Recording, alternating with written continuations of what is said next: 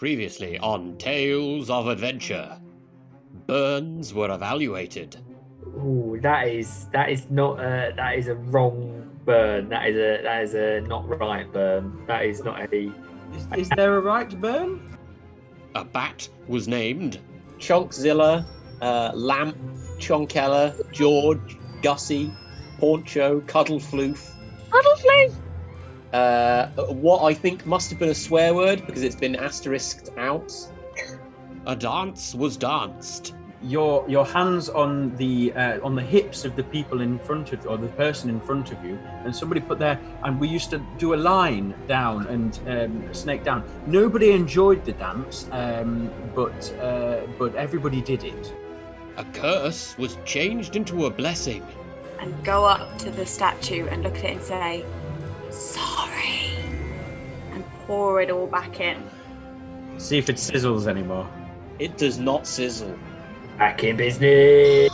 It's Walks were walked. What do you mean you're going to put it on your head? You're going to balance it? Yes, I'm going to balance it. Because when I was young, Mummy used to make me go to lessons of how to walk properly with perfect balance. well, since you've got a table on your head, I'm very impressed. Should I do some hopping? An elf was handsome.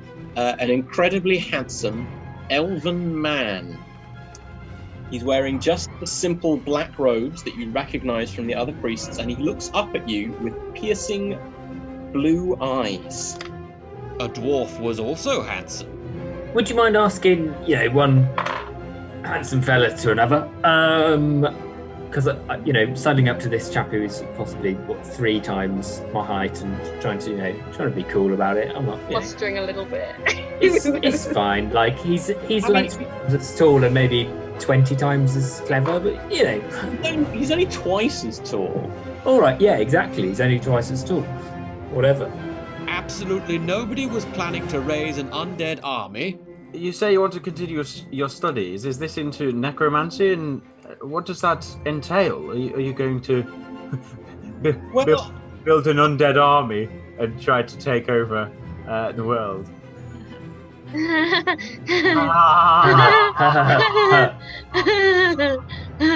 A wizard with a long scarf arrived.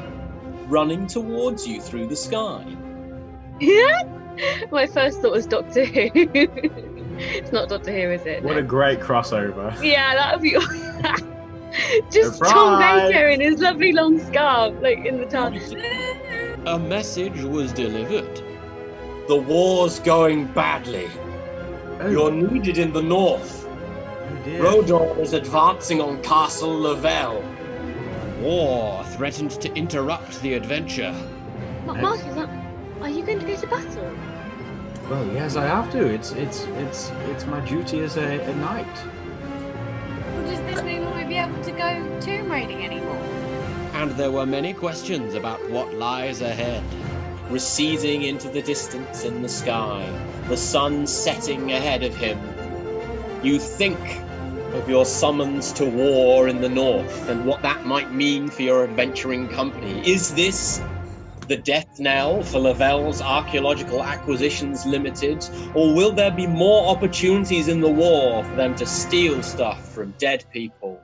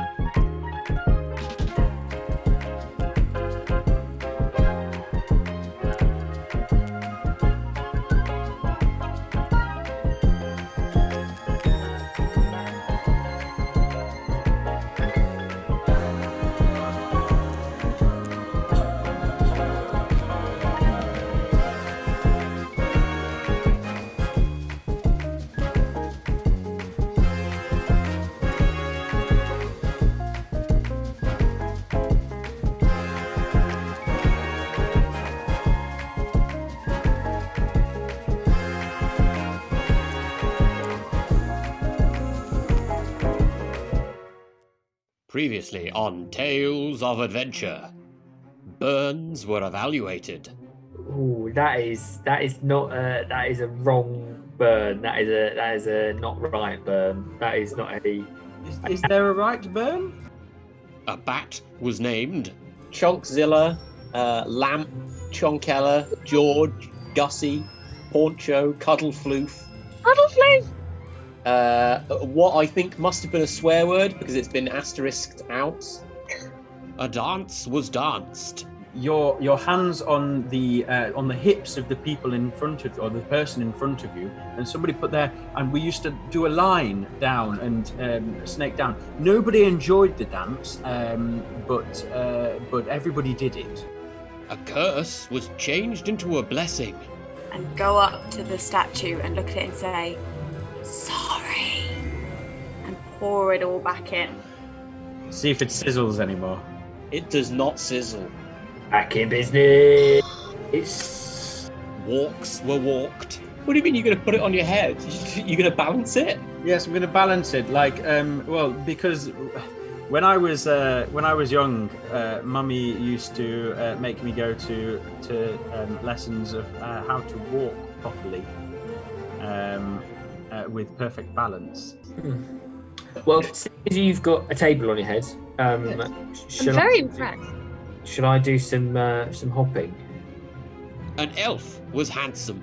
An incredibly handsome elven man. He's wearing just the simple black robes that you recognize from the other priests, and he looks up at you with piercing blue eyes. A dwarf was also handsome. Would you mind asking, one handsome fella to another? Because standing up to this chap who is possibly 3 times my height and trying to be cool about it. I'm not. Blustering a little bit. It's fine. Like he's like 3 times as tall and maybe 20 times as clever, but He's only twice as tall. All right, yeah, exactly. He's only twice as tall. Whatever. Absolutely nobody was planning to raise an undead army. You say you want to continue your studies. Is this into necromancy, and what does that entail? Are you going to build an undead army and try to take over the world?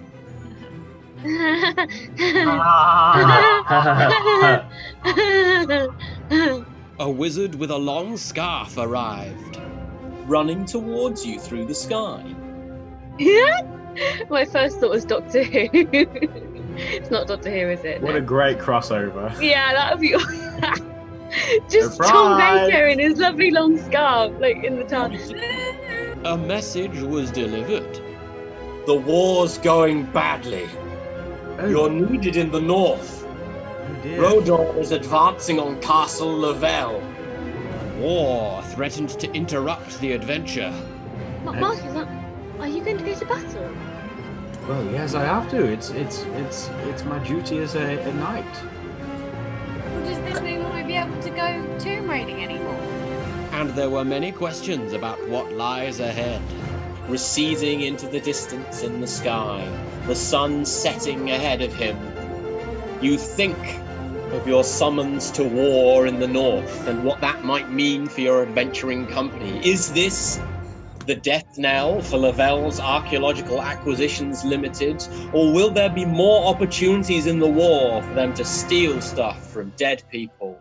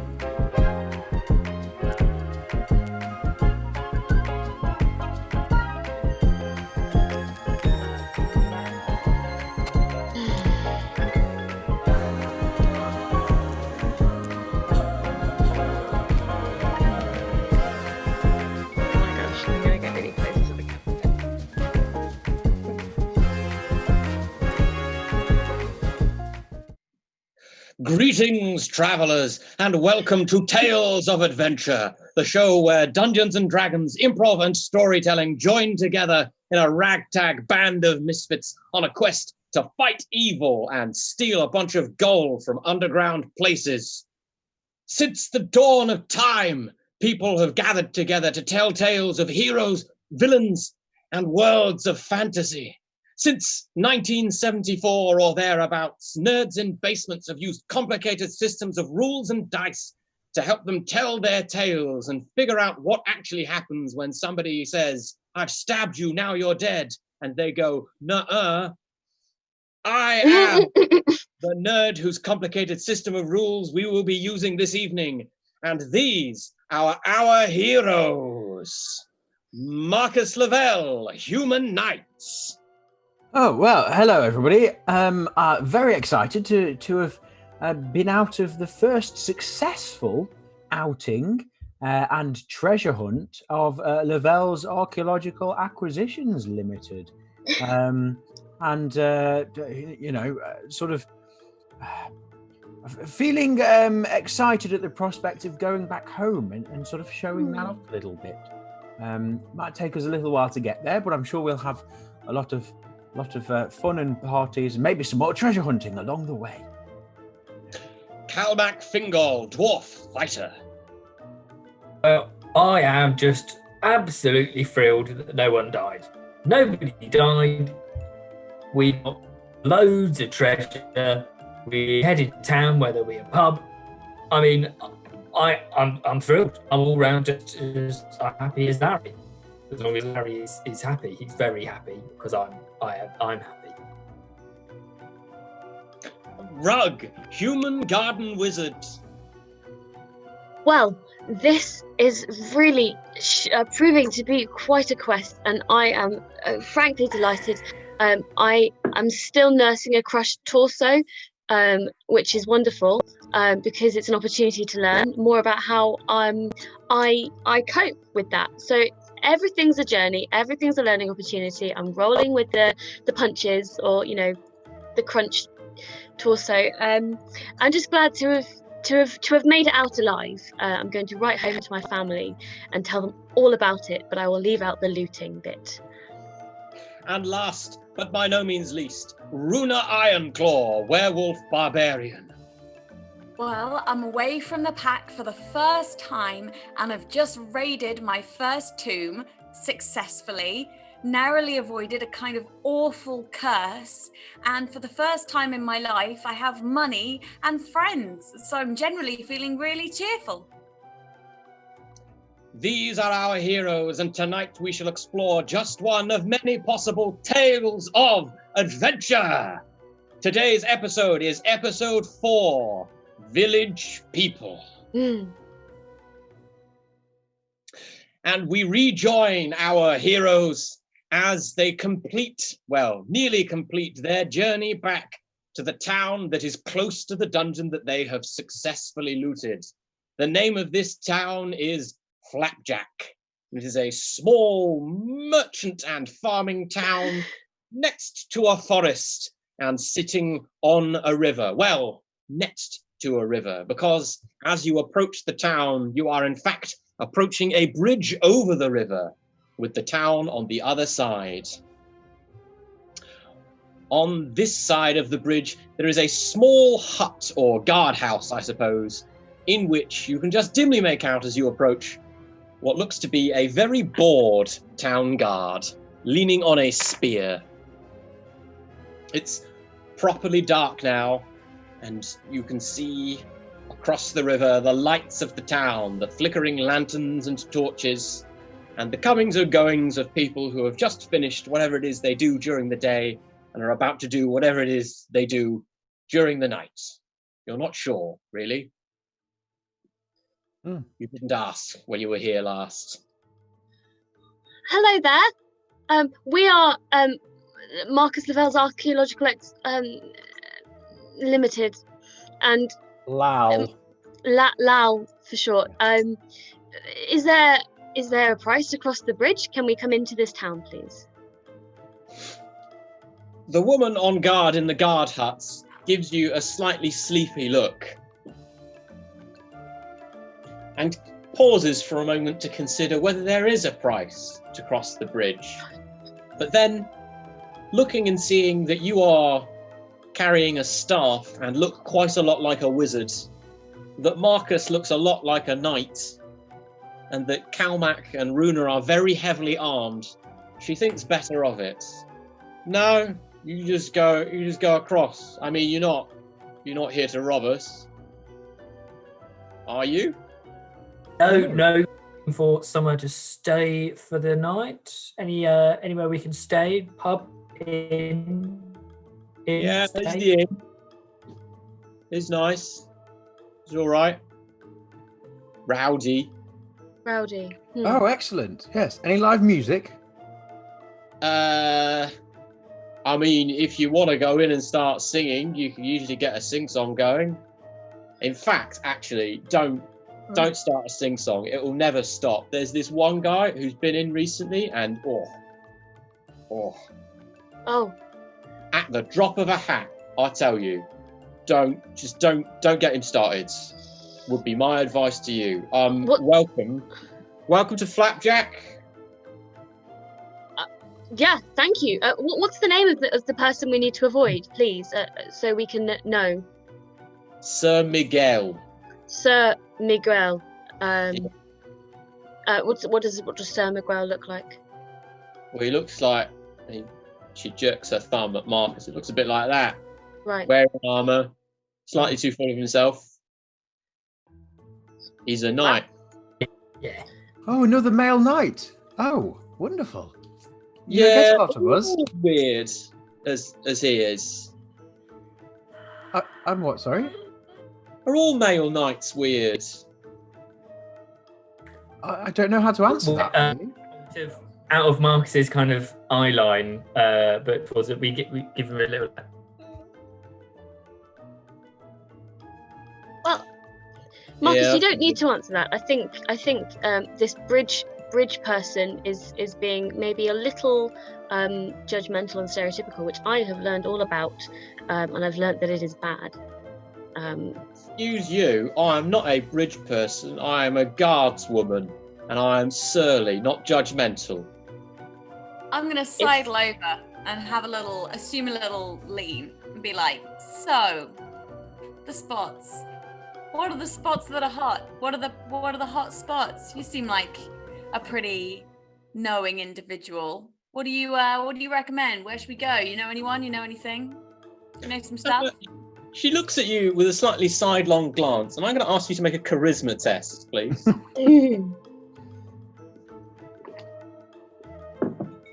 I'm gonna take Rupert and start walking to the inn. Nice. Come on, old boy. Runa? Oh, I got a 16. A 16. Oh dear.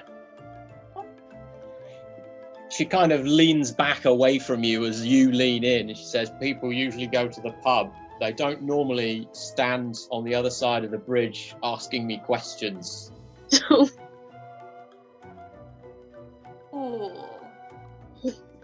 Well, Let's go there. have a good night. Have a good night then. All right. Bye now. Good night, Sally. Good night. Round. Cheers. Good See you night. later, alligator. Crossing the bridge. You just Previously wonder on whether or not you Tales. can hear her muttering under her breath as you cross. Across the bridge, you find yourself on what appears to be the main street of the town. It's probably only got one because it's not like a big city. It's not a city at all. It doesn't have a cathedral. But what it does have is on your left, there are the stalls and stands of a market, currently closed up, of course, because it is night time. And beyond them, what looks to be a copse of trees with a small shrine in the middle of it. On your right is a lumber yard and carpenters with big loads of tree trunks all stacked up. Various bits of saw machinery, but like medieval technology level. I don't know if you've ever been to like a Renaissance fair and seen them do like medieval woodworking, but it's great. You have like branches and ropes like they use the bending of the branch to spin like a saw using it's great stuff. And directly down the road at the very end is an inn. Twitch chat, what is the inn called? Regardless of what it's called, there are bright lights in the windows, and there is a hubbub of noise spilling out from the door, which opens and closes as people come and go. The guard on the bridge may not have told you so, but this is plainly the best night spot in town. It's called the Swan and Swindle. The Swan and Swindle, nice. I'm gonna run up to the door and just watch it opening and closing, like.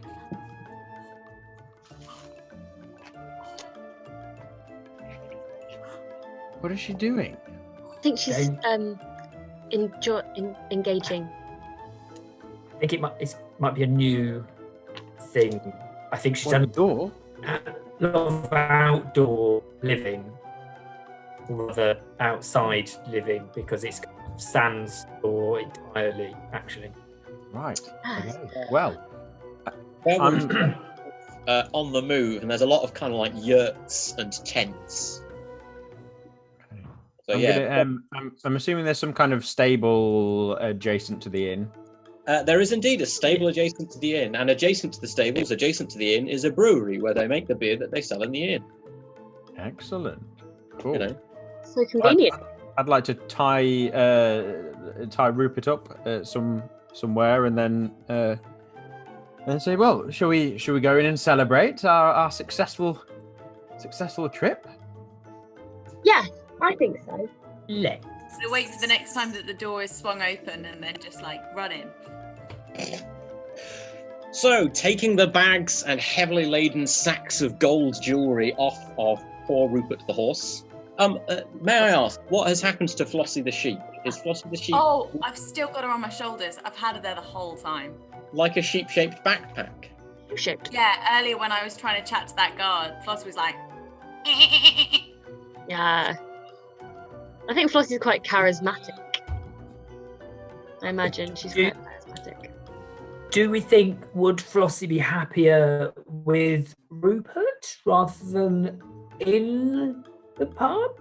Okay, I'm gonna agree with you and wait for the next time the door swings open.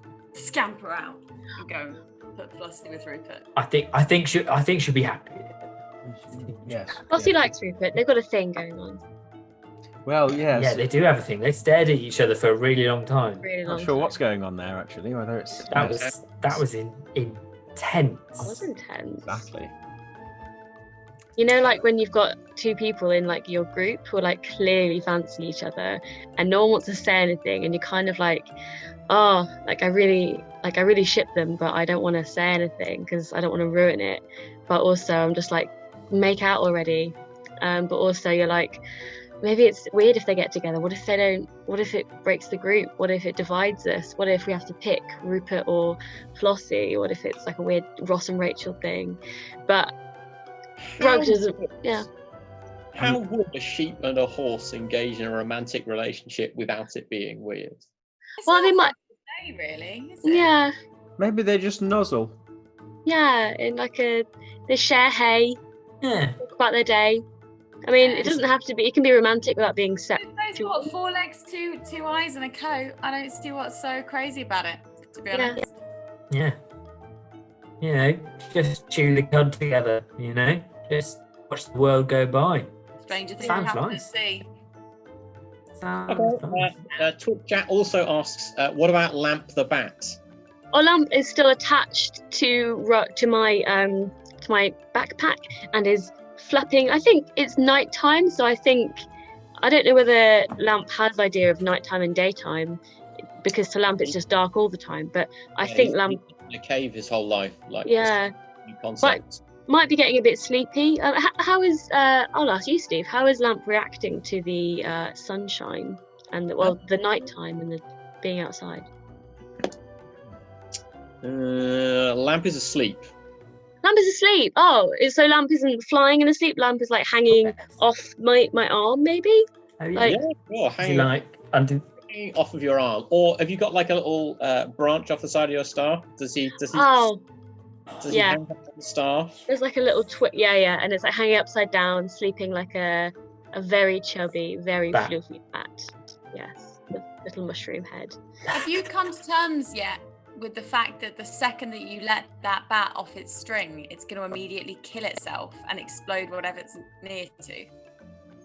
It's kind of, we haven't actually seen that I don't think we know that's. I'm in massive denial. We're only going to do it once. Massive. In any case, you eventually all make it into the bar, and it is full of crowded villagers.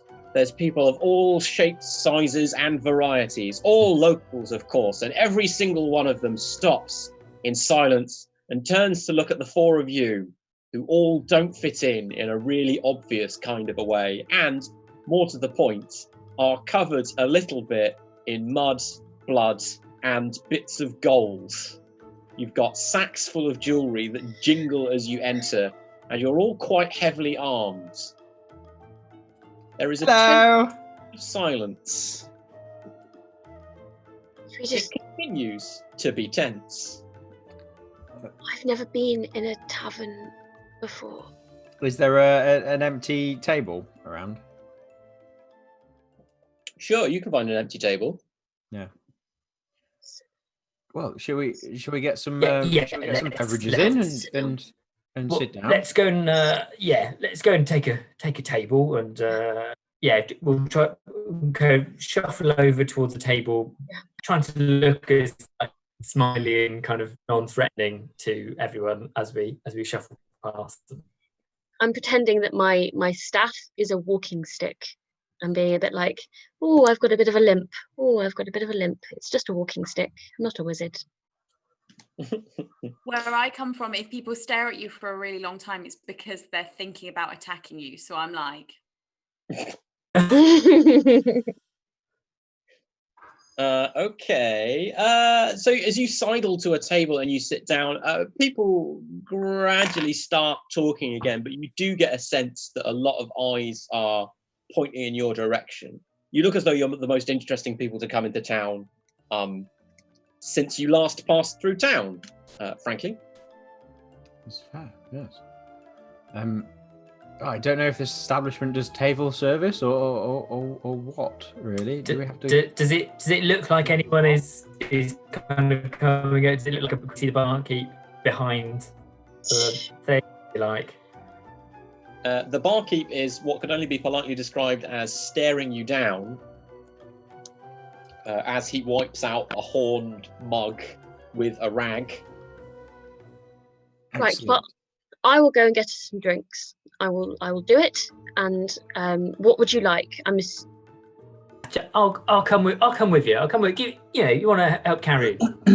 Well, okay. Yes, that would be great. If you could also ask the bartender if there's any rumours around of more treasure that we could, Bartenders tend to know these kind of things. That's what I've read. So, yes. I'll do it subtly. People, yes. Oh, yes. Yes. Obviously, be cool. Yes, yes. Okay, right. Definitely. I'll hold the table, and I'll sort of Marcus kind of sits back a little bit and puts his arms out and sort of like tries to clunkily sort of cross over his legs, and it's just like all of his armor is clinking. I'm doing the closest that a human looking person can do to just sort of sitting under the table. I mean, that you can sit under the table. No, I've figured out that that's not what people do. It's just what I want to do. I'm kind of half under, Sitting under the table as much as you can without actually sitting under the table. If you could get me a lovely Helvanian red, that would be very nice. I'll get you what. Okay. Maybe cool. some shots. Right. Thank you, Marcus. Come on, Calmac. I'm going to walk over to the bar, still doing a bit of a limp, trying to look sort of, inconspicuous, but also aware that I'm rattling. I'm trying to look them as normal as I possibly can. I think at this point, I've become suddenly aware.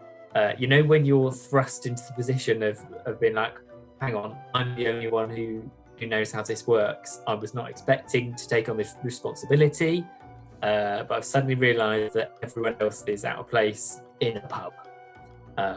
So I'm shouldering that responsibility. Yeah. Leadership Qualities right there. Great. So Calmac, you've done this before. Maybe you should do the talking. I will do the guarding of your of us. Yeah. Well, just you can probably relax. I mean, relax. Unless something kicks off, pubs can get rowdy, but generally they are for the purpose of eating and drinking and chatting. Okay, I will relax. Yeah. Okay. Rug lowers her shoulders just like a centimetre. That's good. That's good. Yeah, you look at. Yeah. The barkeep continues eyes at you as you approach the bar, all the way until you're at the bar, where he's just looking at you, and he gives you an inquisitive grunt. Right there. Good day, barkeep. Well, we'll get four ales to start with. He turns the barrel on the wall behind him and starts to pour 4 horn mugs of ale. Thank you. I don't suppose you got any rooms, have you? Yeah, we got room. We one room? Uh-huh. Fine. Is it free? Free? Well, not free, is it available? Anyone, it's available, yeah. It's not free. Yeah. Oh no. Well, could we take it for the night? We'll take it. What's your charge? I'll be a silver piece. Okay, And then have we 4 got cups for the beers. have either of us got actual currency that We've equates just- that, or we can put like a Solid gold piece on there. yeah? Do we Yeah. have anything off the solid gold piece to put down on the Rug has some actual money. Oh, great. Cool. How much Okay, I'm gonna actual kind money of do I have? You've got 4 silver pieces and 7 copper pieces in real people money. None of this like Awesome. looted treasure from a tomb business. Great. Yes. We carry money. Pointedly, I'm like rummaging, trying to hide like my scrolls and my various like magical apothecary things. I'm just like, aha, normal money. Someone takes your coin, looks at it a bit, bites one of the silver pieces, and then shrugs and shoves it in his pocket. Puts a grubby-looking iron key on the bar and slides it across. It's upstairs. Breakfast's in the morning. Good. Shitters very out good. back. Cheers. Good. We left a horse and a sheep in your stable, if that's all right. Silver. Okay. Yeah. Rummages. Produces money. Puts money. Narrates the whole thing. He accepts the further coin, and he gives you both a bit of a look up and down. Where are you folks from, then? You're not locals. No, well, we're just passing through, working, yeah, archaeology, all that, yeah. But Yes. I'm from the. we just kind of. Go, please. I'm just talking about my village, Giundi Hatchet. Where Oh, I yeah. live. Up in the forest. Up in the I've got a forest. cousin lives there. Oh, what's your brother called? I haven't got a brother. I've got a cousin. His name's Oh, Fred. what's your brother called? Oh, okay. Well, I heard brother. What's your cousin called? It's called Fred. Fred. Fred with the ginger hair and the barn. Yeah. He's got a scar on his eye as well, but it's the other one. Right. Oh well, excellent. Fred and I used to play together as little fisher children. We used to go fishing in the stream. Oh, how lovely to meet another normal person, just like me, from a village where other human people live. He's beginning to give you increasingly suspicious looks the more that you profess that you are a normal person. Right. Oh, Well, thank you. cheers very much. We'll just take these and we'll head back over to cheer. Oh, and we'll take the key, pocket the key as well. Mhm. That went Meanwhile, rather well. back at the table, Marcus, you've begun to attract attention from people around the room. You're a very obvious person, particularly when you've got your boots up on the table and your armor's chinking and jingling, and Runa is kind of half above, half below the table. In particular, there's a fellow in the corner who is nursing what looks like a goblet of wine, who also appears to be wearing reasonably fancy armor. It's not as nice as yours, but you think that he's probably a male knight as well. He's kind of like giving you slightly curious looks with an eyebrow raised. And he has like this sense of poise about him as though he's about to burst into song. It's a weird look on a person in the real world. Oh.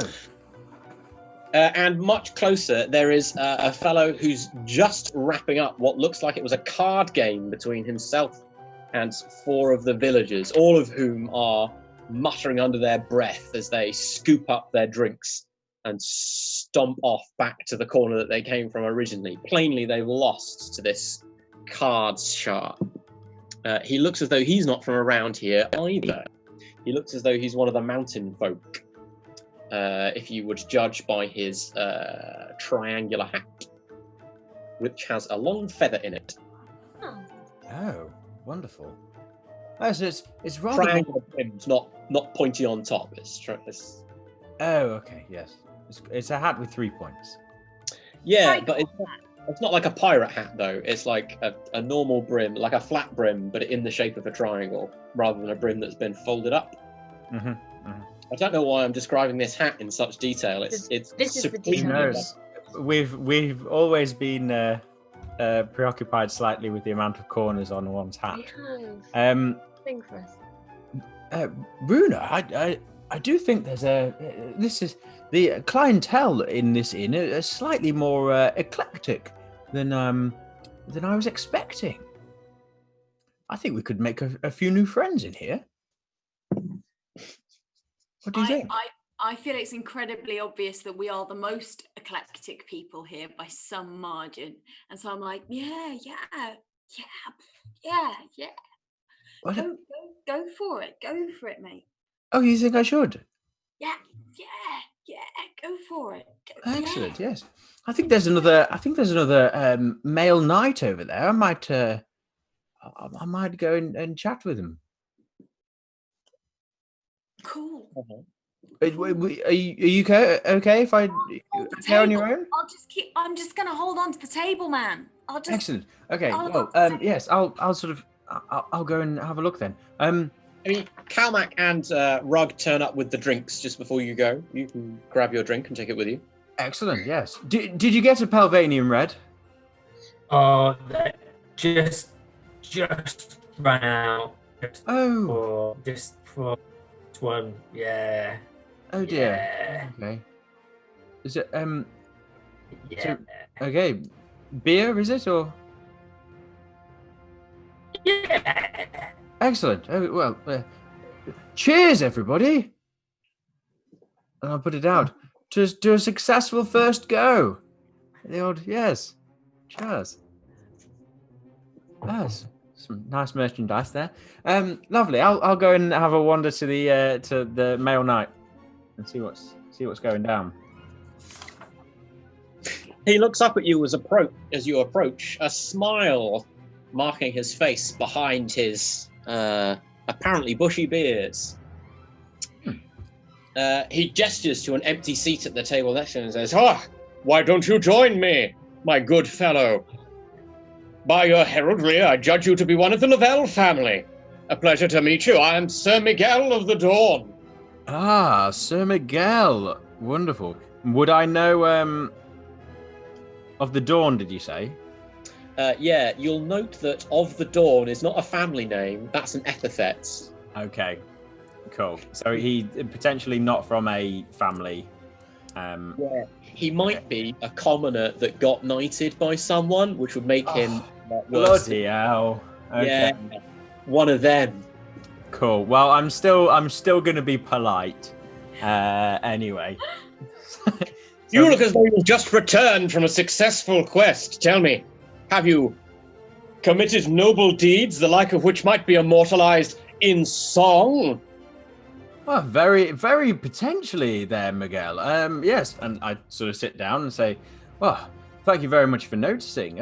And what, pray tell, brings you to this this town of Flapjack?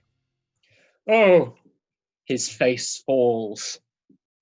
Well, you see, I'm a knight, but I have no noble house to call my own, no great noble lineage to claim deeds from and to sing tales about.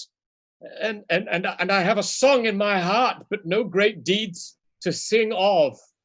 I'm kind of searching for a quest, or perhaps a leader to direct me on some sort of a quest. I'm very enthusiastic, but I'm very bad at decision making. Oh, okay. I was traveling with an adventuring party of sorts, but they left me here without telling me. Oh dear. Well, can't imagine why that would be the case, Sir Miguel. You seem like you're a very affable sort of chap. I think so, yes. Well, do you have any examples of songs that you've previously produced? Why, yes. I love a good sing song. I could tell you of The Dawn of Miguel of the Dawn. Oh, your birth. No, my knighting as a knight. Oh, okay, yes. Well, pray tell, continue. I couldn't really sing about my birth. I don't really remember too much about it. Anyway. Do you not? Oh, how odd. I shall begin. Okay. Once upon a time in a land far away. And we'll cut back here to the table. In the far corner, you can see Marcus being sung at by Sir Miguel. The other patrons are obviously quite used to Sir Miguel breaking out into song now, because it doesn't provoke more than a muted chorus of groans as he sings along. He's got a reasonably good voice, but he's deeply in need of accompaniment or of being a lot further away from you all. I mean, the gambler is shuffling his deck of cards at the next table over and kind of like giving sidelong glances at the three of you and your sacks full of gold. You also notice that a girl who also appears to work at the bar and is kind of collecting the used drinks and occasionally walking around with a flagon and topping up people's mugs, is shooting sidelong looks at Marcus and Miguel in the corner with a slightly longing note to them.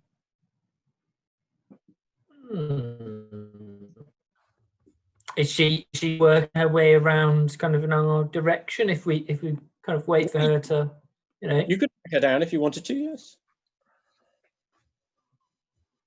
Excuse me. We are in need of. Oh, hello. Hello. Welcome to. Come on, you do the talking. Did you want something? Another would be lovely. Actually, and kind of speak up a little bit louder. We'll put a bit of money on the bar. We'll round on us as guests of this lovely town of visitors to Flapjack. Hey. There's a brief pause in the background conversation of the bar and indeed in the song as everyone in the bar looks over, slightly surprised. The servant girl kind of like looks around and says, and she kind of glances at the three of you, and none of you look particularly prosperous. She apparently hasn't put two and two together with the jingling of the sacks. How will you pay? I take out a gold bracelet, one of the gold bracelets, and sort of wave it at her. The brief pause in the noise of the tavern suddenly takes on a slightly different tone, as though rather than an expectant silence, it's become a greedy silence. You can feel a lot of pairs of eyes on that gold bracelet, and after a moment's pause, a cheer goes up from the crowd, and the barman, delighted apparently, very rapidly makes his way over, takes the bracelets, and puts down a very large jug of beer on the table. Have you got any, bread and cheese or anything? We've been travelling as well. If you've got anything going, I mean. For you, sir, we'll bring out the best. He turns to the girl. Bring him the bread and the cheese. Food is very rapidly brought to your table, and drinks are brought to the whole pub. Everyone seems much happier now that you've bought them a drink. People kind of give nods as they walk past. Friendly smiles. Now that is how pubs work. People like drinking, especially if they didn't buy the drink. Right. I'm going to write this down. I'm sure I'll remember it, but I'm just going to write it down in case. I'm really glad that this is going much better. I was very nervous about being in this pub. I thought that we were going to be attacked, and I am very fragile. So thank you, everybody. Good team. I'm going to try and do like a little high five for everybody. A little sort of like, think about, yeah, good work. Well done. Good work. Excellent. Sir Miguel finishes his song, Marcus. Oh, well done. Yes, rather good. You're the only person to notice and to say it was good. Oh, well, yes. Sir Miguel kind of... Ooh, thank you. And perhaps you could tell me of your own deeds. He gestures over at where Runa is flashing gold around. I see that you've found some treasure. Indeed, yes. Underneath an old elven tower. We heard rumours of treasure, and as such went down there to see what we could find. I see, a treasure hunter, is it? Oh, indeed, yes. I'm part of you may have heard of LaVell's Archaeological Acquisitions Limited. We are said group of people. Oh, yes. I've heard of LaVell's Archaeological acquisitions. Yes. Probably you. Yes, you may know us as La Limited. Oh, you're that La Limit. Oh, yeah, yes. I have heard of you. Yes. Indeed, yes. In fact, I was thinking about composing a song about you. Oh, no but way. I don't know enough. Oh, okay. Whoa. What else would you like to know? I'm sure we'd love a song, or at least a theme tune. Yes, we'd love a theme tune. Yeah, and I shout over to the others and say, wouldn't we love a theme tune, everybody? What theme tune? What is it? Well, we're about to write it now. Well, perhaps I could join you and your companions at your table for more drinks, perhaps? There does seem to be a lot of them going around. Oh yes, of course. Well, the more the merrier. Yes, yeah. Feel free to come along. The surly gate woman told us specifically to avoid Sir Miguel. I whisper this to the others. I go, the gate woman said specifically to avoid Sir Miguel. Lots of people Mac, who is like 3.5 pints, 4 pints in, which is quite, for dwarf, for ratios, shuffles up a space and pours him a flagon enthusiastically. While topping up his own. Very keen to join your table, actually. The drink is flowing most profusely at your table. And there's lots of people who are very keen to introduce themselves, to talk to you, to hear, where'd you get all that gold then? It's a lot of gold, that. You killed someone for it. Did you kill an elf for it? I hear No. lives in the next village over, but alive one. Who's that? Sorry. I brought an elf back to life by accident. Oh, you shouldn't have done that. They're better dead. Wow. Did you mention that there's somebody living in the next village over? Yeah, Elf? there's an elf living in the next village over. Real life elf. What's the village's name? What's the name of the village? The village is called Shortbread. Yes, of course it's called shortbread. Excellent. Of course it's called shortbread. But somebody leans over the table at this point and says, "No, he's not an elf. He's just got pointy ears."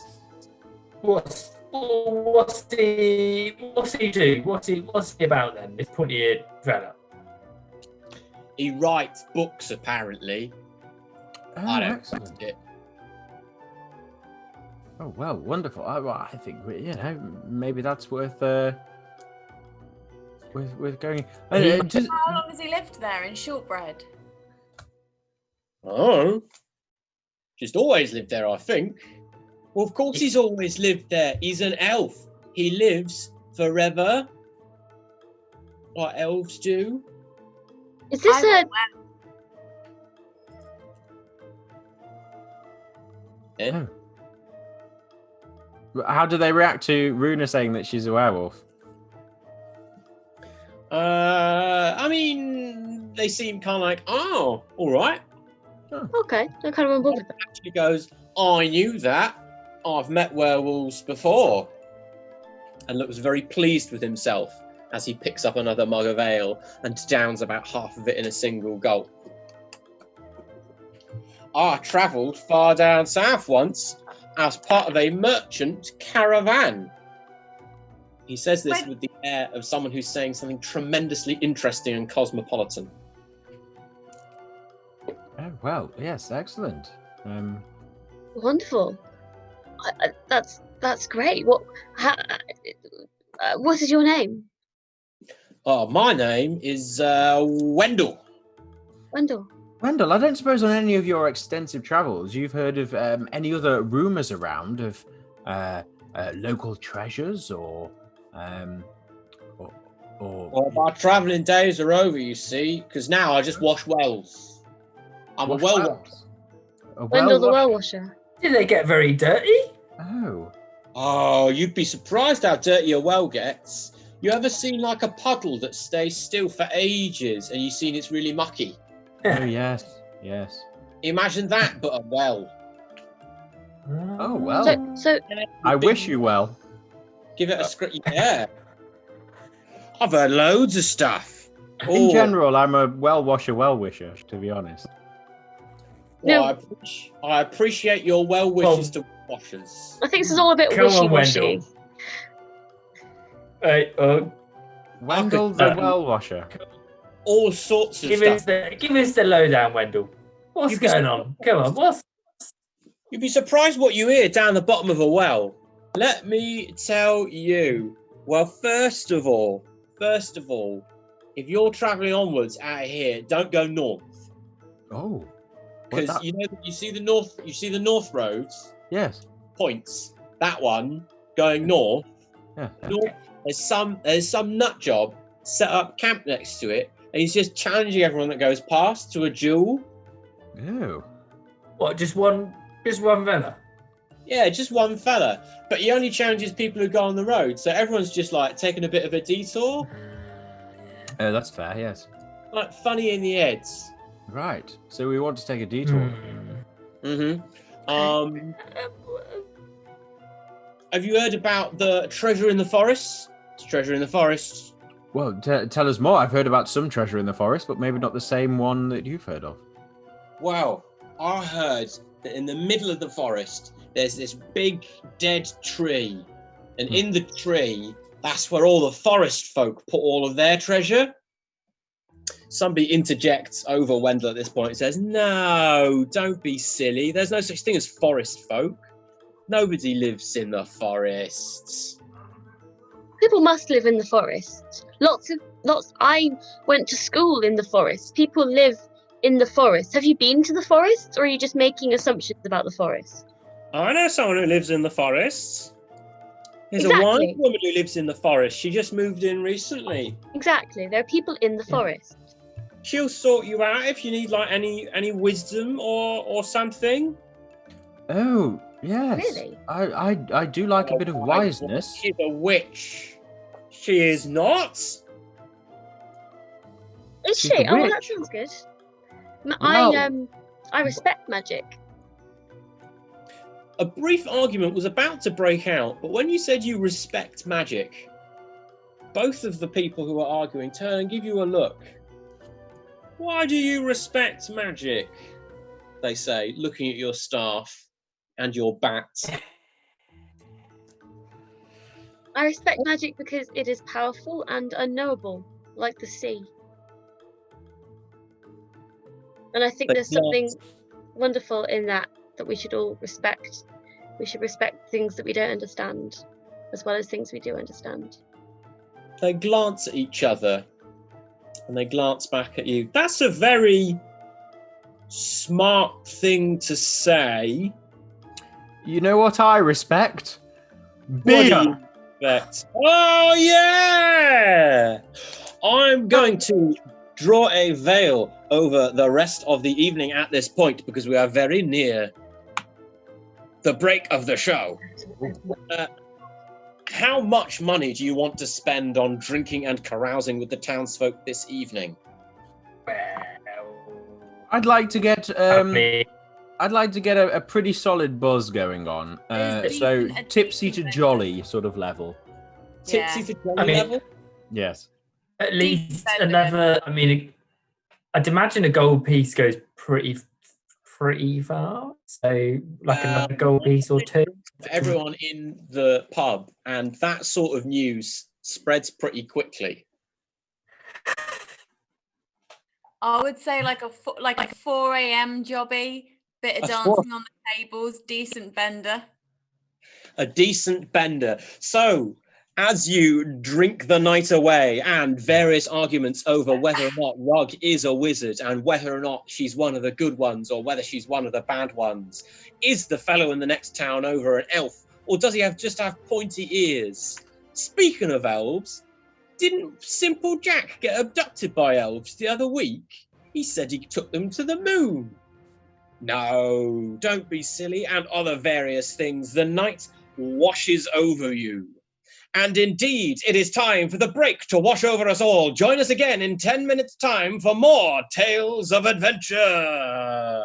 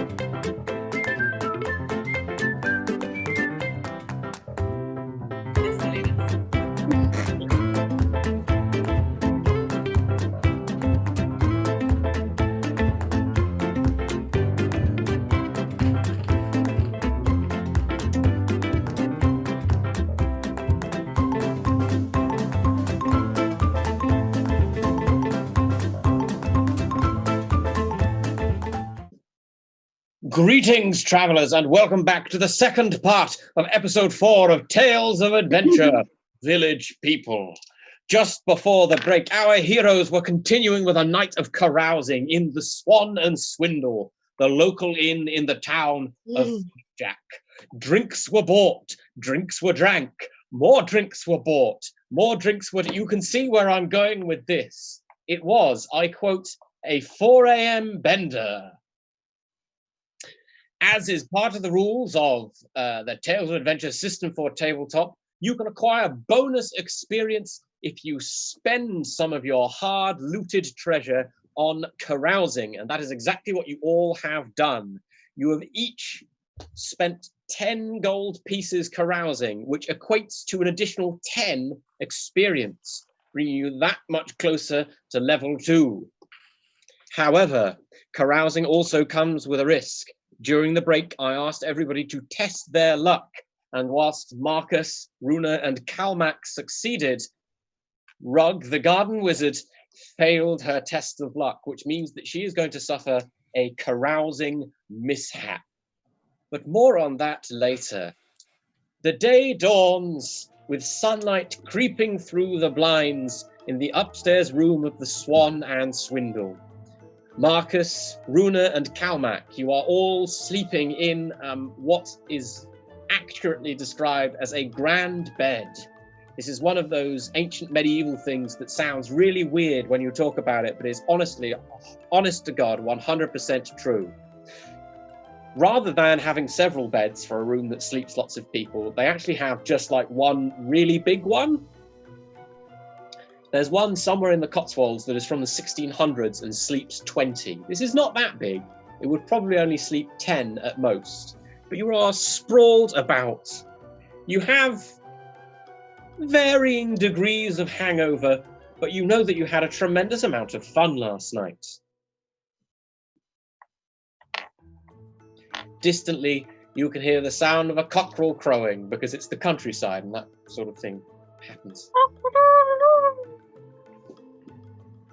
Oh, well, that was a bloody good show.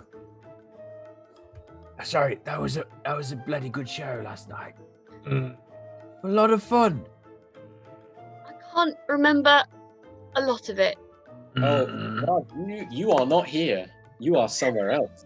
Well, I heard that I wasn't there, but I was like, I'm probably there, and just filled in the gaps. Cool, I'm not there. Great.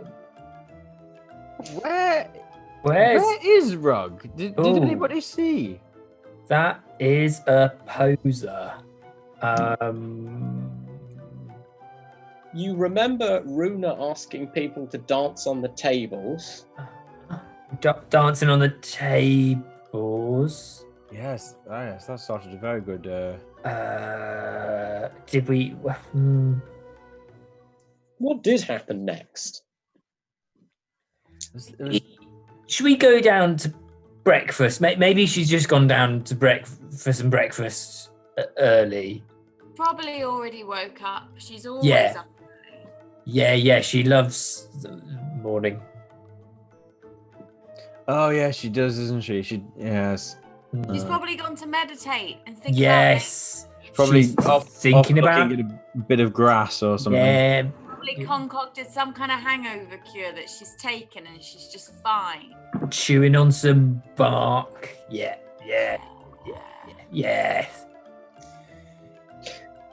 As you make your way down the stairs, you find that the main room of the inn is pretty bloody messy.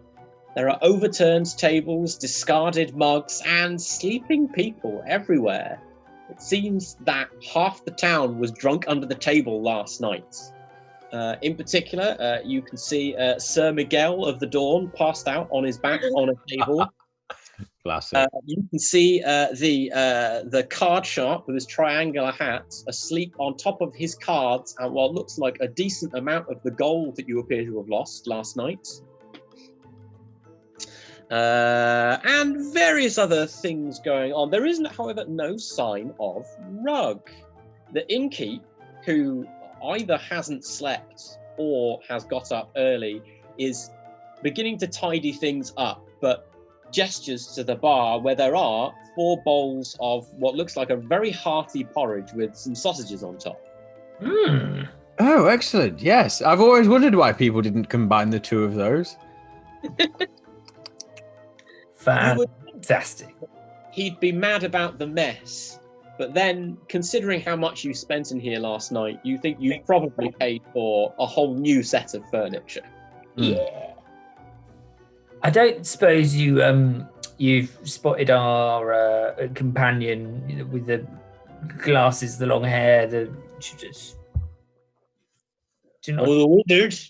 Yeah, I saw her. She went off when you were all going to bed. He gestures at the door. On her own? Yeah. Didn't come well. She had that bat with her. I don't suppose you saw which direction she went in, did you? Out. Oh, okay, yes, out. She can't. Extent. Hopefully, she can't have gotten too far. Well, this is the thing, you know, as well as treasure hunters, we must be also quite good detectives. So this might be a good opportunity, I think, to practice those skills as well. After the sausage on porridge. Yeah, can I finish my sausage porridge first? Oh, of course, yes. I wouldn't ever dream of separating a person from their sausage porridge.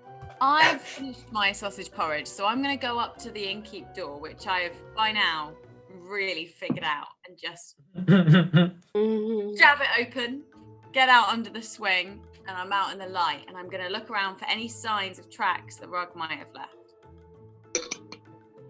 With her distinctive boots. You burst out into the street, into the sunshine of a glorious spring day, looking around for any sign of where Rug, the garden wizard, has got to. Meanwhile, Rug, you have the worst headache that you have ever had in your entire life, which is saying something for somebody who attended Wizard University. You are very wet, and it appears that more water is pouring onto you even now. You're lying in what appears to be a fountain. Can I? How does moving feel? Can I like? You can move. It's not nice, but you can do it. Oh, I'm lying in water, so. You are in a fountain, yes. I'm in a. Very nice kind of like circular ones with a central kind of like podium bit that is spraying out water, most of which seems to be landing on you. I'm going to take off my glasses, give them a bit of a clean, put them back on, and try and get out of the fountain. Clambering out of the fountain, you can see that just propped up next to the wall of the fountain, nice and safe and dry, is a sack containing your share of the gold, to which Lamp the Bat is tied. He's awake, and he's trying very hard to fly directly upwards into the sun. He's squeaking in a sort of pitiful way because he can't manage it. He's not strong enough to lift what must be several pounds worth of gold. Is my staff there? Out of its misery, man. Let Let it die. Have you fed it? Your staff is indeed there, also propped up against the wall of the fountain. Oh gosh, everything I have is soaked. Are my scrolls all right? My scrolls are still okay? My spell book? That's a very good question. I hadn't thought about that. Well, Shouldn't have asked. you could dry them out without too much trouble, but yeah, they got a bit damp. Okay. Damn it, so I'm looking around. Can I see anybody? Is there anybody nearby? You Am I in appear the town? in a slightly nicer part of town. You can see that you're in sort of like a square, a paved square with shops on all sides, and behind you there is a reasonably nice looking temple. You know, some columns, a dome. And on the front steps of which is a priest in vestments and she is giving you a slightly pitying look. She's kind of old and kind of grey and wrinkled, but she holds herself with a lot more dignity than you're managing right now, frankly. I'm bedraggled. Am I near the forest? Am I anywhere near the forest? Can I see the forest? The forest is either to the north or across the river. You could see it if you leaned a bit to the right through an alleyway. Okay. I mean, if you're looking for some potential bit of natural beauty to meditate upon, there is some kind of like lichen growing on the fountain. Lichen will do. I have a bit of a window though. You need to describe how the lichen is beautiful, though. Okay. I'm going to smile at the priest and just I'm going to be like, but I have to meditate on my lichen every morning. If I don't meditate, I get a horrible repercussion. So I'm going, but I also have to tell somebody why it's beautiful. So I'm going to bring the priest over. I'm going to be like, please, I need your help. So hopefully she comes over. She walks over, says yes. Over. You do, yes. I want to tell you how beautiful this lichen is. It's brown, it's furry, it's got that kind of texture that's soft but also crunchy. I feel like that's like the world. The world is soft but it's crunchy at the same time. Like grass is soft but brambles are crunchy. Do you know what I mean? Okay. Are you in need of a blessing, my child? Yes. Now that's done. Thank you. I have to do that every day. Thank you for being. I'm Ragu Ala Rao, and it's lovely to meet you. I would love a blessing. Thank you. Well, she makes a complicated gesture with her right hand. Be blessed, my child. I'm Estia. What? She looks down at your bedraggled robes. Are you doing here? That is an excellent question. I have no idea. I'm separated from my colleagues, my adventuring colleagues, and I've got. Did you see anything that happened from about 4 a.m. last night to now? What time is it? She looks up at the sky where the sun is just gradually making its way above the sky. It's morning. Great. Meanwhile, Runa, you can fairly easily follow the sounds of somebody describing lichen. Oh. To find Rug in the aforementioned square next to a fountain, bothering a priestess. It's like crunchy and soft, like how the world is soft and crunchy. Do you know what I mean? I'm just gonna go over and just gently like take her hand. Rug. Oh, Runa, I am so happy to see you. I give Runa a big wet hug. It's quite nice. I like the water. I'm gonna get in the fountain with her and just give her a hug back. Oh, and then I'm gonna be like, now come on, and I'm gonna pick her up and carry her out of the fountain. It's been a really hard night. I know. Shh. I know. Reunited at last. You find yourselves in town of a morning, quite damp, slightly poorer than you were last night, but still extremely rich comparative to just recently. What are you doing? Well, I wanted to ask if because we saw there was like a carpenter's. Do we know if there's anywhere that can kind of smith or forge metal? Is there any? Yeah, there's a smithy next door to the carpenter's. Oh, right. Because I wanted to have a chat, see if they'll let me use their forge for a little while, and do some melting. Do some melting, yeah, melting and making, and yeah. Okay, you can get up to some making and melting. What is it that you want to melt and make? Well, while we were down in the tomb and I was faffing about with my torches, and I thought, oh, wouldn't it be good if I didn't have to have one of my hands, like an absolute mug, holding one of these torches so I can see? So I thought, what about if I had a little light on my helmet? You know, I could make a little lamp, have a little reservoir of like lamp oil next to it, put a little kind of maybe, if I can find some, like polish up something, you know, so it's like a mirrory reflector behind it. And then I just light my little head lamp, and then I can see, and then I can pick things up or hit people with my hammer. Like a sexy anglerfish. Yeah. I suppose actually, yeah. I mean, with the beard and everything. Oh, yeah, a bit, yeah. Yeah. Every time you said lamp, lamp has actually recognised this a little bit as Lamp's name, and I find this very exciting. As you were. Oh my god, he knows his name. Yeah.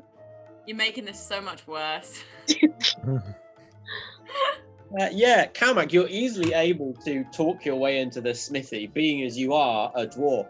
The dwarves have a very good reputation as makers of things. Relatively speaking, the dwarves have a very high tech level compared to Pelvane. Anytime anyone sees like a fancy bit of machinery, someone's probably bound to assume a very smug look and say, oh yes, dwarven made. You give me an intelligence check. Are the rest of you gonna watch Kalmak do his making? No. No, I'm gonna go, and I think it's time to see if I can buy a horse. Yes. It is, in fact, market day. So where last night you saw the closed up stores, there are hawkers, merchants, and sellers of all varieties selling all sorts of things. You're able to pop over to the stables and you can try and buy a horse, no problem. Are you looking for just a regular riding horse, or do you want like a big tough one that will like be in fights and stuff? Oh yeah, that kind, the second type. Yeah. You want a big tough horse that can be in fights and stuff. Big tough horse that can be in fights and stuff, and is also very lovable and a great companion. Okay. So hearing your list of demands for what the horse ought to be, the hostler, because that is the correct term for someone who deals with horses, apparently, sucks air through his teeth, squat like this. Yeah, I could do you a horse that's, you know, all of that kind of stuff. Real smart, real clever, fearless, knows how to kick someone so hard they die. Real badass horse. But I couldn't let him go for anything other than a ridiculously expensive price. Look, I really just want to meet the horses. I just want to see who I click with, to be honest. I wanted to just see the options. I'm not going to take one word for it that me and this horse are going to be soulmates, okay? I've got to go and explore these feelings myself. It's a big deal for me, first horse, okay? Okay, are you sure you just want to buy your first horse rather than like tracking down a wild one and then like chasing it down in a run through the forests and meadows before you both fall exhausted in a heap and your eyes meet and you realise that it's true horsey love? That's just so invalidated everything that I was going to do. Oh, do you want a horse or not? I really want a horse. I'm going to go and meet some of the horses. But while I walk off, I'm going to be like, there will be plenty of time for rolling around in the hay with a horse. I'll track down a horse. I'll get tracking. You just wait. This illustration is the best, by the way. Yeah, feelings are great. I want that T-shirt that says "Feelings are great" so much. Horse buddy. I'm going to ask Twitch chat for horse names, and I'm going to give you some pictures for various horses, Runa. How do you feel about a horse that is ugly? It's a perfectly normal horse, rides well, but it's got like a slightly lopsided nose, and like where some horses have beautiful symmetrical patches of markings, this one's just got like what looks like teardrops down one side of its face. Oh, like a kind of prison gang horse. Like a prison gang horse, yeah. And all misshapen and lumpy, as though like someone's broken his nose and it's like set wonky. Is this a kind of stick or twist situation where I either say, stick, I'll take that horse, or I say, twist, show me another horse? I feel like this is a stick or twist situation, yeah. This one's called Bergerac. Great. Bergerac. Horse. Yes. Bergerac horseman. Twist. What else have you got? We've also got, excuse me, we've also got a horse with a nose for danger. The ostler tells you that he may look like a normal horse. You may think that, but he's very sensitive. He senses ambushes, bad weather, and ghosts. Oh. This horse is called Hookham. Hookham. Very I'm tempted. smart. I'm tempted, but twist. Twist. As you move on to the next section of the stables, you clap eyes on what you can only describe as the most beautiful horse that you've ever seen in your life. She is so shiny, and she regards you with eyes that are full of intelligence. Her eyes say to you, "Hello, I'm a horse, and I know you want a horse, and I'm the most attractive horse that you'll find." And in the background, there's this sound. Da da da da da. It's easy 'cause you're beautiful. Da da da da da da. This horse is called Beyonce. Beyonce. Yes. Stick or twist? Twist. Mostly because I'm really enjoying all the horse descriptions. Oh, madness. Okay. This horse looks very athletic, very well kept. In fact, all the horses so far have been very, very nice. But he's got, its hair is patchy. It's got some bald spots down its flank. Otherwise, perfectly normal. It's balding on top. It looks as though it probably had, it's got horse alopecia, and its nose is.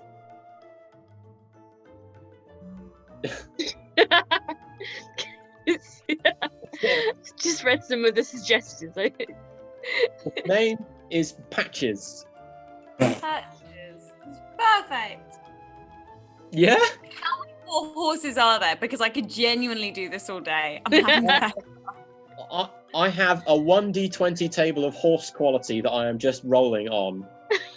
Okay, give me one more and then I'll pick. All right.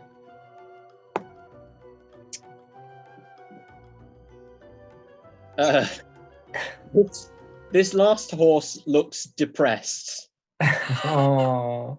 and barely notices when you arrive. Oh no! Can only be described as surly. Oh, like the gatekeeper. And you need to coax it to come over and say hello to you.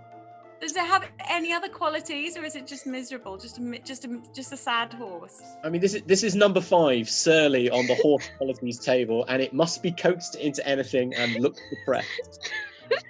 I bet it's just tired of hearing anybody say, "Why the long face?" Isn't it? Really? I'll give you a couple of other options that you might enjoy from the horse quality table. You could also have a vicious horse that will bite 1d10 people per day. Or you want that one? No. I want all. You have to mute my microphone. Or you could have a stoic horse, which is immune to weather, disasters, and fear. Right. Oh my god. That's awesome. Okay, so I'll be Awesome. honest. I've shortlisted, and I think it's either stoic horse, surly horse, or horse with a nose for fear. Call me crazy, but those are the ones that I like. You got to pick. Oh, that's someone in the chat has asked a very sensible question, which is, what is Rupert's quality? Would you like? Really good In fact, Marcus, would you roll 1d20 for me, and we'll retroactively determine what Rupert's quality is? Of course. 14. There There were so many horse qualities. Rupert's quality is stable, which has the description of nothing special. Perfect. Oh. You tell that to Flossie. Which horse are you getting, Runa? I think. Oh my god, it's the hardest decision ever. I think I'm gonna go with the horse with a nose for fear. Okay. So the hostler charges you 10 gold pieces and gives you a wide-eyed look when you pay in jewelry that is reasonably obviously of elven make. I mean, we've just skated off over the whole moment of actually meeting the horse, right? But I mean, did that we can go back and we can have the actual meeting of the horse if you like. Okay, I'm gonna go As you over. approach the door to the stable compartment that the horse is in, it looks up at you for a moment, wide-eyed, and then it calms immediately down because it senses that you are not dangerous to horses. I've got a bag full of apples, so I'm gonna get an apple and feed it to the horse. It sniffs the apple cautiously before accepting it and eating it in one big bite. And then it nuzzles at you because you smell a bit like apples. Oh. I'm just gonna hug its head like this. Describe the horse to us. What colour is the horse, and what are its other notable features? She's brown. She's brown. Mhm. She's got white legs, sort of up to the knee, like long socks, and she's got that white diamond on her forehead, like that, and quite a long black mane. Yeah, and she's quite shaggy. She's got quite long hair around the middle. She's not been groomed very well. Yeah, and those long eyelashes, and then the little bit in their nostrils that's quite long hair. When they go, you kind of see it go like that. Hairy nostrils for a horse. Cool. Yeah. What do you name her? White muzzle and a white muzzle. Oh, what does the chat suggest? The chat suggests Cautious Chris. That's a hard no. Sorry. Alternative names suggested by the chat include Neighborline, Caligula, Blue Eyes White Horsey, Third, Sugar Lump. Okay, so Emily. So I hope this is acceptable. I'm going to take a name that is inspired by Caligula and call her Claudia, because Caligula was Nero's horse, right? But if she's good at sensing danger, then she's Caligula more... was a Roman emperor. Oh no, hang on. Who was the person who named their horse after? Was it Caligula who made their horse a senator? Made a horse a senator, I think. Yes. Yeah. Sorry, I've just had a beer. Yeah. But his uncle was Claudius, and Claudius was good at sensing danger, which is how Claudius eventually became emperor himself. If you take all of your Roman history from Robert Graves' I Claudius, so I'm calling her Claudia. I feel like you should too. Yes. Thanks. Meanwhile, Calmac, how did you do on your intelligence tests? Do you know what? I've rolled a bloody 2. That's pretty good. Hola. It's a really solid piece of work. Normally, you would expect first time out, you'd make like a really bad job of it, like, and the lamp would be out of alignment. So, like, wherever you would be looking, the light would be shining like to the right of that or off to one side. But you've actually done a completely perfect job. It's not nice, it's not very pretty, but it's very functional. Oh, bloody smashed it. Bloody smashed it. Yeah. Function. That's what it's all about. You know, we'll refine it. We'll do a Mark II with, you know, form. But this bloody lights up things that I look at. The farrier, who is called Miguel Ferrer, is very impressed with your work. You've used approximately half of your copper in materials for the lamp, and also in payment for the use of the forge. But you've got yourself an extremely fetching lamp helmet. Well, thank you very much. Marcus, Rug, are you looking to do anything? I've got a few things in my mind, yes, but after... And part of your beard is singed on the side with the lamp. I can live with that. Just a testing process, you see. I am very focused on my health and well-being today. I am finding that I am very damp, very soggy. My feet are feeling like they're getting some sort of rot in there in my boots. I feel like I've been sleeping in a fountain for a couple hours. I've got a horrible headache. I'm going to go and build a little fire and warm up. And I'm going to brew myself a little potion with my travel apothecary kit and practicing how to say that. Apothecary. Still can't say it. So you build yourself a little fire next to the copse of trees adjacent to the market, and as you're getting out your things to prepare to make your potion, you happen to overhear the sound of a slightly familiar voice yelling over the sounds of the crowd of the market. Are you suffering from headaches, damp, nausea? Come get authentic elven potions here. Cure what ails you, might turn you invisible. Magical and mystical powers of the long-vanished civilization that once oppressed us. Come get your potions. Rug's eyes almost fill with tears. She's so delighted to hear this. She packs away her goods and she hurries off towards the sound of the voice. You find a obviously hastily assembled makeshift stall that next to the purpose-built stalls of the regular market seems very shoddy. Written across the front of it is in large letters the acronym SPAF, which you can see stands for Sellers of Potions Association of Flapjack. SPAF. And behind the stall, with a little array of small, dusty clay bottles, you can see the two bandits that tried to rob you 2 episodes ago, Uta and Chell.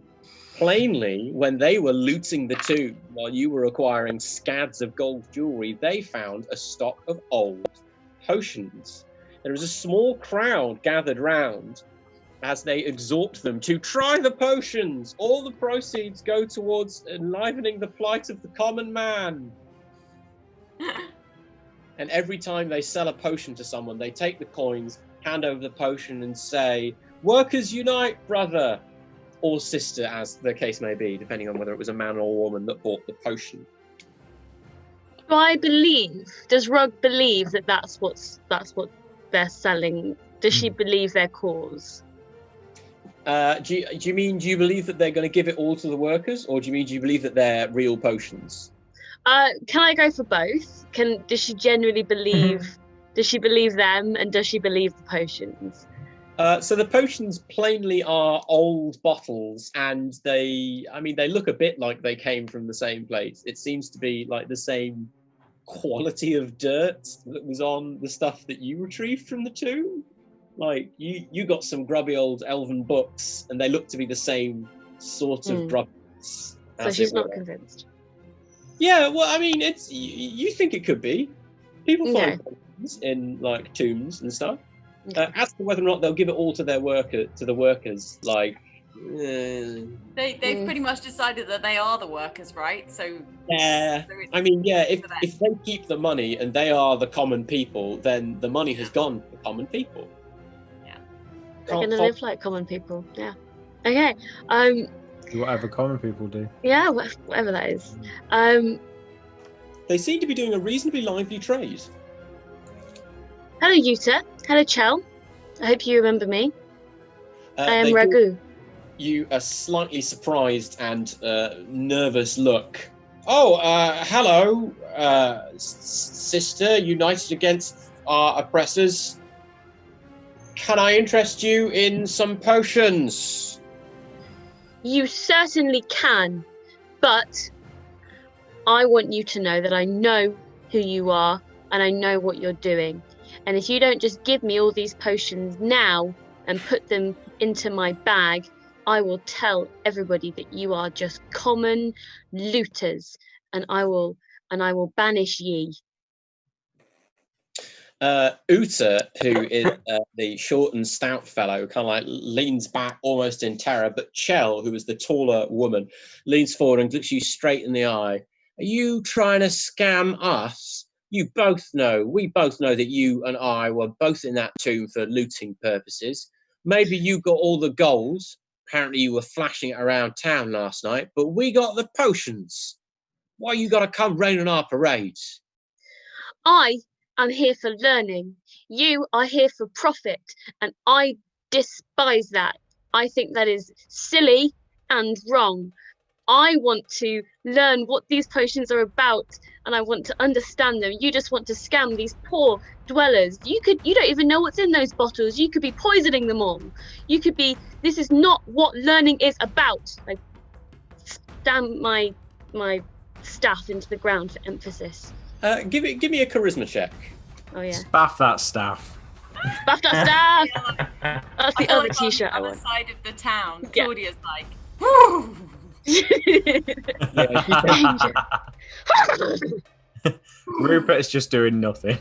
Yeah. Just staring at the walls. I'm nice. He's so stable. Okay, right. What did I got? I got a 10 again. Which is A weird. 10. With special your My charisma is 12, that is a clear success. The crowd around you listens to your words, and seeing that you look a lot smarter than Uta and Chell, and that you're carrying a staff, you probably know what you're talking about. And the mood of the crowd around you kind of turns against it. It's like, oh yeah, what does this do? How are we supposed to know that these are safe? What if it's poisonous? Exactly. Poisonous? It's perfectly safe. I mean, we wouldn't be selling things that were dangerous to Well, a common man. I suggest maybe you drink them. Right here in front of everybody. Well, but then we'd have drunk part of our stock. We could only possibly drink one of the potions to prove that it's safe to you if you pay us for one of them. Gladly. All right, 1 gold piece. Wow, 10 That's- silver.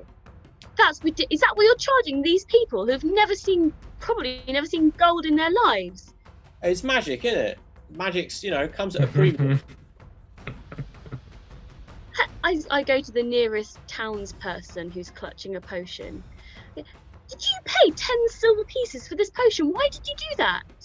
Well, you see, it's my husband. He's sick, and the doctors couldn't do nothing.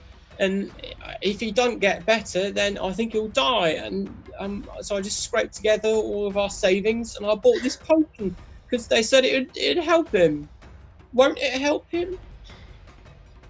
No, most likely not. Most likely that will just make his earlobes swell or his liver puncture. It's not what he wants. I can brew you a little something. It won't cure it, but it might make his life more bearable. I can come and visit. This is nonsense, says Chell. She's just trying to turn you away from our business and towards hers. See, she's out for a profit too. There's nothing wrong with our potions, and I'll prove it. She rips the cork out of one of the potion vials and goes to drink it, thinks better of it, and hands it to Uta and says, "Drink this!" And he does. A moment's hush falls over the crowd. And then, with a faint popping sound, Uta turns into a llama. As I suspected. I thought that looked suspiciously like a llama brew. A gasp comes over the crowd. No, it's just because he had only like half of it. Look. And she forces another potion down poor Uta's throat. Oh, I hope this one isn't alarming.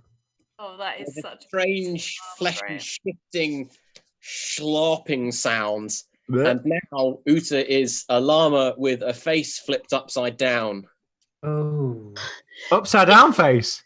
Upside down faced llama. Heyo. I don't know why, but his whole world's turned upside down face. You get off him, Uta. Just consult my notes. You get off him. You've done enough damage. Now get out of this town before I whack you around the head with my staff. All right, you've made your point. She gathers up the remaining potions and grabs poor Usa, the upside-down faced llama, by the scruff of his neck, and she kind of retreats over the bridge out of town, spitting curses at you the whole time. The townsfolk who bought potions kind of like look at them warily, and some of them kind of throw them in the river. A few of them do keep them, although possibly with the intent to give them to someone that they don't like. What's I'm going going on to. in that river? Yeah, weird looking spaff fish.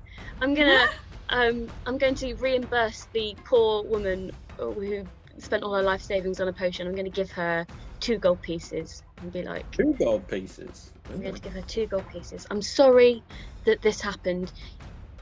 You'll be safe from now on, I hope. Oh, thank you. That's so sweet. 2 gold pieces. I'll buy a new husband. No, that's not what I. That wasn't what I. Marcus, have you been up to anything? Well, I definitely went for seconds for the sausage porridge, and then what I want to do, visit Rupert very, very quickly and just see how he's doing. He is doing nothing special for a horse. Standard. Keep it stable. Amazing. Normal things. Then I wanted to go to the market and buy a water skin, a lantern, some travel rations, ink and paper, and also Marcus is a big fan of just any sort of like trinkets that will remind him of his time in Flapjack. He's definitely the kind of person that gets sucked into any kind of like travel travel tax, a keyring, or a deck of cards with Flapjack on them or something. Absolute, like an ankle bracelet. Like he will very easily be convinced to part with money for that kind of thing. Yeah, frivolous things. A caricature of us all in the bar. Perfect. Oh. There is a stall that sells little enamel flapjacks on little chains that you can like attach to the hilt of your sword or to the bridle of your horse. Yes. Awesome. I would like to attach a little enamel flapjack on a chain to my sword, which I'm going to name. I can't think of a name for it. Ooh. I'm open to Wait, suggestions. Are you naming the sword or naming the flapjack? The sword. Naming the enamel flapjack. No, the enamel Naming the flapjack sword. is called enamel flapjack. It's but the sword- self-explanatory. Also, the sword needs a name. Twitch chat, do your thing. Mm. Meanwhile, or shortly, your shopping completed. You find yourselves meeting in the center of town, in the crossroads in front of the inn. Runa with Claudia the horse, who, initially wary of each of you, quickly realizes that none of you are dangerous to horses and makes friends with you all. Rug, with her newfound consumer advocacy and a much repaired headache. And a bunch of weird potions that do weird things. I've taken them all and put them in my you've bag. taken all the ones that the people didn't want. Okay. Mm-hmm.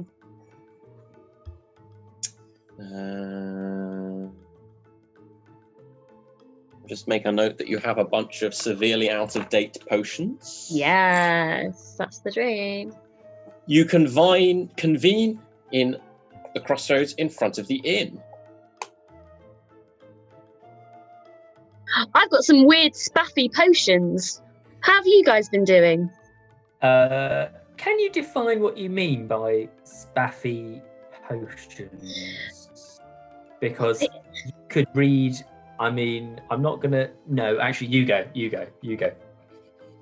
I can't remember the acronym now. There was an acronym. SPA. It's an good. Oh, it's an acronym, but also Fine, they're a bit that's fine, spaffy. They're a bit like weird, a bit off. So I think that's what spaffy means. So. Okay. They're a bit weird. I like your new hat, and I like your new horse. Thank And I like your enamel flapjack, Marcus. Oh, thank you very much. Yes, I got it to remind us of Flapjack. I thought it would be lovely, as we're slaying foes, to have a little Flapjack tinkle. You're going to keep up a little souvenir collection? I hope so, yes. Of all of the places we've gone. Well, I thought we could go to Shortbread next, maybe, and sort of check that place out and see what's going on there. Apparently there's a real elf. Well, that's what I heard. I wonder if that elf knows of the elf that we ran into. And Corvair. Yes, exactly. I was wondering, should we make an effort to head north on the road? Because if there's been this fella bothering the local populace by challenging them, should we make an effort and have a word? I mean, if he's wearing armour, do you think there's a chance he could be another knight? Ooh. If he said he was, it's a kind of thing, let's be, standing around, looking posh, dueling people. That does sound kind of like knight. Entitled male knight stuff going on down there, yeah. That's what they do. I mean, there's very rarely male, though. It is extremely unusual to have male knights. Typically speaking, noble families are expected to be academics, priests, or just, take charge of the house and keep things nice while the women are away at war. Marcus is very atypical for being an actual noble male knight. Sir Miguel of the Dawn is a commoner who has been knighted, which is even weirder, to be honest. It's a bit dodgy.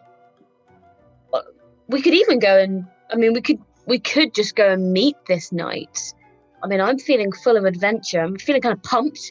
I'm feeling kind of like of adrenaline. Go and see what he's about. Yeah, and I mean, we don't have to, but it'd be nice. Apparently there's a witch. I mean, it'd be great to meet her. But we don't have to. But it would just be really nice. Well, to be honest, witches usually know a little bit about the sort of the local area, and might be a good person to speak to if we to see if there's any treasure around. That I would love to, as we're making our way back sort of north. I would love to continue to, continue our archaeological findings.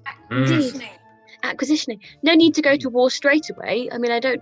Well, exactly. We've got a little bit of time, and I think we could, on the way, have a bit of fun. Yeah. Are you nervous about going to war, Marcus? You don't seem nervous about the fact that you might risk your life imminently. Oh no. Well, I guess I'm sort of slightly nervous. I highly doubt that I'll be doing any of the fighting on the front lines. You see, No. you know, yes. I mean, I am 13th in line, but you know, it's just one of those things. Oh, so you'll be doing more of the sort of. You won't be vanguarding. You'll be sort of at the back. Strategic positioning. Yeah, you'll be doing more the kind of map work and. I mean, if that, to be quite honest, strategic strategy was never my thing. You know, I was sort of more yes. I liked the books. You know, so Are we that escorting you all the way north so that you can make cups of tea? I mean, somebody's got to make them, haven't they? Really? Oh, I've been writing your. I mean, I've been writing your funeral poem just in case, but Oh, I don't need to continue. I've been really worried, Mark. I mean, well, I'm not all, you know, that that bright. So you never know what happened. Wise man doth know himself to be a fool. Don't put yourself down. Yeah, I have no idea what that yourself means. down. So, yes. I read it in a book once. Oh yes, well, wonderful. Well, yes, I'm sort of happy for any kind of treasure or heroicism, if that's a word. Any kind of that sort of thing would be amazing. Heroicism, I think, is definitely a word. Yes. Yes. So any kind of heroicism, I think we should continue to do. Embrace wholeheartedly. Yes, heroicism. I love it. I'm gonna write it down. And so, with their saddlebags still bulging with slightly less gold now, but still an awful lot, really, our heroes of LaVell's Archaeological Acquisitions Limited leave the town of Flapjack on the road to the north, heading towards the town of Shortbread. The rumours of a strange man challenging all who pass along the north road, the witch in the woods, and perhaps a huge dead tree full of forest folk treasure. But yes, I thought you were going to do the outro. Are you going to do the Yes, outro? he is. now? He's right in the middle of it. Yeah. Before you do the outro, Marcus, did you name Marcus? I missed what you named your sword. Did you name your sword? oh no, we missed the name of the sword. There's loads of good suggestions. I just thought we'd do that before the outro. Good save, good save. Well played. Yes, I Toe slicer, stabby in the midriff, scythe, blades, swoon, Stabby in the middle. Fred, night axe, hammer, north player, social distancing blade, Stabby the sword hand to the tune of Frosty the Snowman. Stabby the sword. Somebody said hammer. That's great. Confusing. What's it gonna be? I think it's going to be called. I think its official name will be Toe Slicer, but I just call it Slicer Ooh, because slicer. it sounds more badass. But actually, it says Toe Slicer if you look. But I've tried to like wrap that little bit up, so it doesn't say that. You're trying to like scratch it out. Yeah, just be like, nope. I like the idea that this is a family heirloom, which is why it's got such a weird name, but it's just kind of one of the shit ones. And so when you went off to make your fortune, your mum was like, take this family sword. And you were like, really? You're giving me Toe Slicer? Are you serious? It was my eldest sister, who's called Antonia. It was her her practice sword when she was young. And she before cut she off her went. toe with it. Well, yes, exactly. And she's an incredibly accomplished knight. So yes, Toe Slicer. Your hand-me-down sword. But Slicer, yeah. Beautiful. Great. All right. Outro. Outro. Take two. Sorry. Continue. Yes. Please, as you were. So, Listen, as do your our heroes of LaVell's Archaeological Acquisitions Limited leave town heading towards the north to the neighbouring town of Shortbread to investigate rumours of a stranger on the roads challenging all who pass, the potential witch in the woods, and perhaps a big dead tree full of forest folk treasures.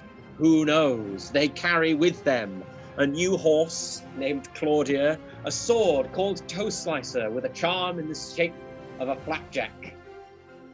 And they leave behind them 2 potion sellers with a grudge, one now a llama with an upside down face, a knight with a song in his heart and searching for tales to sing about, several other horses that were perfectly good, but Runa didn't want them.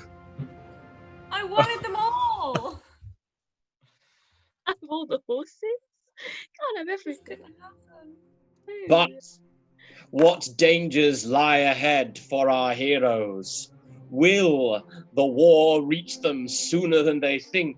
What is Corvir, the elf necromancer, entombed for 748 years up to now? Nothing sinister, probably. And will our heroes make it rich before they make it to Castle LaVell?